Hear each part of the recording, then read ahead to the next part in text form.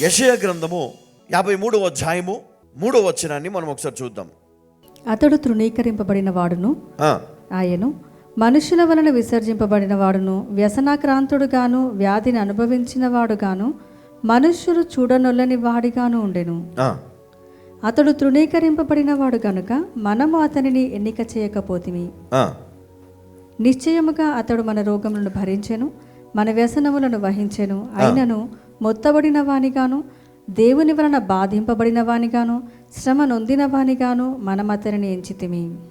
ఆయన పొందిన దెబ్బల ద్వారా మనకు స్వస్థత కలిగెను. దానికోసం ఆయన చాలా అనుభవించాడు, సిద్ధపడ్డాడు. శరీరమును వారికి అప్పగించాడు, తన్ను తాను అప్పగించుకున్నాడు. ఎందుకో తెలుసా? ఆయన పొందిన గాయముల ద్వారా నీకు స్వస్థత రావాలని. ఎలా వస్తుంది? ఎందుకు వస్తుంది? మన దోషములు ఏవైతే ఉన్నావో, మనం చేసిన పాపం ఏదైతే ఉందో అది ఆయన మీద వేయడము, మనం ఆయన మీద వేయడము. ఆయన అది తీసుకున్నాడు. అందును బట్టి ఆయన శరీరము గాయపరచబడింది, నలగగొట్టబడింది, వేదనకు గురైంది. అంటే మన పాపం, మన అతిక్రమములను బట్టి. ఎవరి అతిక్రమం అమ్మా? మరి ఆశీర్వాదం ఎవరికి, స్వస్థత ఎవరికి లభిస్తుందంట? ఆయన పొందిన దెబ్బల ద్వారా మనకు స్వస్థత కలిగేను. అంటే ఆయన పొందిన గాయములు, ఆయన అనుభవించినటువంటి వేదన, మరి స్వస్థత ఎవరికి వస్తుందంట? చెప్పాల నాకు కదా, మనకు.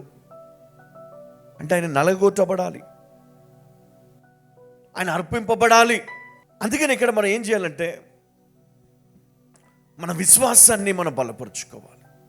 అది ఎలా వస్తుంది? వాక్యం వినటము ద్వారా కదా. ఎందుకు విశ్వాసం ఎక్కడుంది? Faith in the word of God. Hallelujah కదా. వాక్యము ద్వారా విశ్వాసం ఎక్కడుందంట? దేవుని వాక్యములో కదా. ఆ వాక్యం వినడము ద్వారా, చదవడము ద్వారా మనం విశ్వాసంలో బలపడతాం. ఎప్పుడైతే ఈ విశ్వాసం అనేది నువ్వు పొందుకుంటావో, దేవుడు అంట నీతో మాట్లాడడానికి ఇష్టపడతాడంట. ఒక వ్యక్తి తన జీవితంలో ఎన్నో వ్యాధుల గుండా ప్రయాణం చేస్తూ ఉన్నాడు. లేవలేని పరిస్థితిలో ఉన్నప్పుడు వాక్యమును ఆధారం చేసుకున్నాడు. ఇంకా వేరే పనేం లేదు. క్యాసెట్స్ టేప్ రికార్డర్లో వేసి, అప్పట్లో మనకి టీవీలు దీంట్లో మెసేజెస్ వచ్చేవి కాదు. సో అప్పుడు మనకి క్యాసెట్స్ దొరికేవి, టేప్ రికార్డర్స్. ఈ క్యాసెట్లో ఏముండేవి అంటే దేవుని పాటలు, తర్వాత దైవజనుల వాక్యం. మన మెసేజ్ వినాలనుకోండి, ఆ క్యాసెట్ ఉంటే చాలు. ఆ ఒకటే క్యాసెట్, ఆ ఒకటే మెసేజ్, హాఫ్ అన్ అవర్ లేదా 1 అవర్, కొన్ని 100 సార్లు వినేవారు చాలామంది. ఎందుకంటే ఇప్పటిలాగా యూట్యూబ్లు అప్పుడు లేవు, ఇప్పటిలాగా గూగుల్ ఇవన్నీ కూడా అప్పుడు అందుబాటులో లేవు, కంప్యూటర్స్ అందుబాటులో లేవు, మొబైల్స్ అందుబాటులో లేవు. ఉన్నది ఒకటే మార్గం, వెళ్తే సభలకు వెళ్ళాలి, గొప్ప గొప్ప దైవజనుల ప్రసంగాలు వినాలంటే. ఒక గొప్ప దైవజనుడు వస్తున్నాడు మన ఊరికి అంటే ఆ ఊరంతా సంబరం. ప్రతిరోజు ఆ రిక్షాలో లేదా ఆటోలో ఆ స్పీకర్లు పెట్టుకొని, ఇదిగో దైవజనుడు పలాని వ్యక్తి వస్తున్నాడు అనగానే ఊర్లు కదులుతుండేవి. ఎడ్ల బండ్లు కట్టుకొని,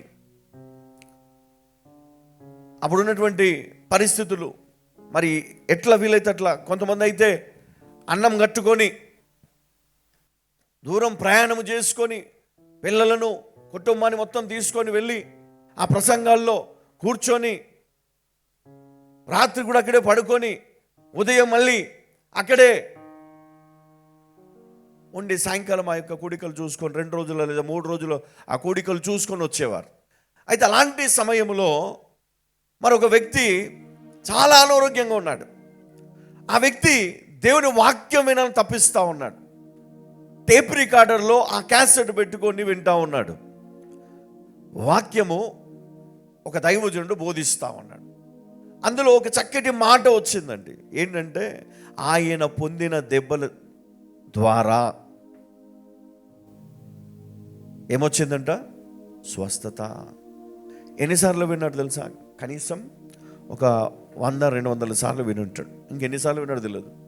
ప్రతిరోజు అదే పని, వాక్యం వినడం, ప్రార్థన చేసుకోవడం, వాక్యం వినడం, ప్రార్థన చేసుకోవడం, వాక్యం వినడం, ప్రార్థన చేసుకోవడం. ఎందుకంటే చదువు రాదు. ఎవరో మీలాంటి వాళ్ళు ఎవరో ఆ క్యాసెట్ని తెచ్చి ఆయనకి ఇచ్చారు. బాబాయ్ అన్న ఈ వాక్యం వింటా ఉండు, నీకు ధైర్యం వస్తుంది, నువ్వు లేస్తావు, నడుస్తావు, తప్పకుండా దేవుడు నీకు శక్తిని ఇస్తాడు అని మీలాగానే ఎవరో ఆయన మేలు కోరి విశ్వాసంతోటి ఆ క్యాసెట్ ఇచ్చారు. విన్నాడు, చాలాసార్లు విన్నాడు. ఒక రోజు ఆయన జీవితంలో ఒక అద్భుతమైన కార్యము జరిగింది. ఏంటి ఆ కార్యం అంటే, ఆయన నిద్రలో ఉన్నాడంట. ఒక వ్యక్తి వచ్చాడంట ఆయన దగ్గరికి, ఆయన దర్శనంలో. ఆ వ్యక్తి వచ్చి అంటున్నాడంట, కుమారుడా, నీవు గడిచిన 6 నెలలుగా నీ హృదయములో నన్ను స్మరిస్తున్నావు, నీ హృదయములో నన్ను ఆరాధిస్తున్నావు, నీ హృదయములో నన్ను ఘనపరుస్తున్నావు. మనుషుడు పైవేషాన్ని లక్ష్య పెడతాడు, కానీ నేను నీ హృదయాన్ని చూస్తున్నా అన్నాడంట. పైనకేం తెలియట్లేదు ఎవరికి, ప్రార్థన చేస్తున్నట్టు, కానీ లోపట ఆయన దేవునికి ప్రార్థిస్తూ ఉన్నాడు. దేవుడు విన్నాడు, దర్శించాడు. ఎప్పుడైతే ఆయన ఆ యొక్క దర్శనాన్ని పొందాడో, విత్ ఇన్ ఏ మంత్, నెల రోజుల్లో ఆ వ్యక్తి లేచి తిరిగి ఆయన యొక్క ఆరోగ్యాన్ని పొందుకున్నాడు. చాలామంది అనుకున్నారు ఊరిలో, చూడండి ఊరిలో ఎట్లా ఉంటుందంటే, ఏదైనా ఒక రోగం వచ్చింది అనుకోండి, బెడ్ పైన పడ్డాడు అనుకోండి, ఊరంతా కూడా ఒకటే వార్త ఉంటుంది, వాడికి బ్రతికే ఛాన్స్ లేదు కదా, ఫలాని వ్యక్తి ఇలానే అయ్యాడు చచ్చిపోయాడు, ఫలాని వ్యక్తి ఇలాగా అయ్యాడు చచ్చిపోయాడు, వాడు ఇలాగా వీడు ఇలాగా. కానీ ఈ సాక్ష్యము చూసిన తర్వాత, విన్న తర్వాత ఆశ్చర్యపోయినారంట ఊరిలో ఉన్న వాళ్ళందరూ కూడా. ఏ ఒక్కరిలో కూడా చలనము లేదు. ఎందుకో తెలుసా? వాడు చావాలని కోరుకునే వాళ్ళు చాలామంది. ఎందుకంటే బ్రతికున్నంత కాలము విపరీతమైనటువంటి హింసకు గురి చేసేవాడు, తాగేవాడు, చిత్రహింసలు చేసేవాడు, కుటుంబాన్ని సంతోషంగా ఉండనిచ్చేవాడు కాదు.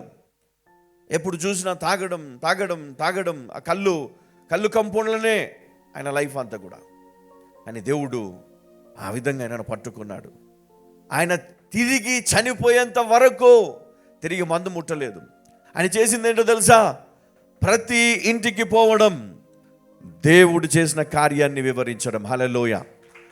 ఆయన ఏమి బైబిల్ ట్రైనింగ్ చేయలే, ఆయన ఏమి పట్ట పుచ్చుకోలేదు, కానీ దేవుడు చేసిన ఆ అద్భుత కార్యం, దేవుడు ఇచ్చిన అద్భుతమైనటువంటి అవకాశాన్ని అతడు ఏం చేశాడు?